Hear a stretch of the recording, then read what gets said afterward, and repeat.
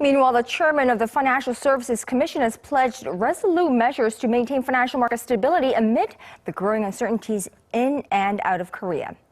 Lee Ji-won reports. The government has vowed to maintain financial market stability amid growing concerns of an upward trend in local interest rates. Speaking at an interagency meeting on financial reform on Monday, Yim Jong-yong, the chairman of the Financial Services Commission, said there is a chance of further global market volatility when the newly elected Trump administration's fiscal policies become a reality. With the expected rise in inflation and the possibility that the US Federal Reserve will speed up its timetable for raising the interest rate in the wake of the election, there is growing concern that Korea's interest rate will continue to rise.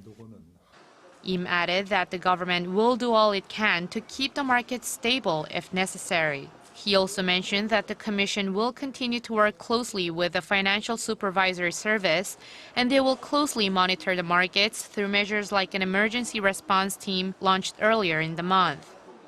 Korea's long-term interest rate at banks could face upward pressure if there's a rate hike in the U.S., as foreign investors could pull out of the market. If that happens, it will have a negative impact on consumer sentiment and investment.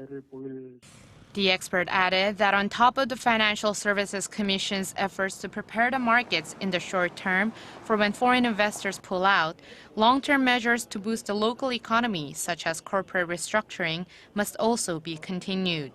Lee Ji-won, Arirang News.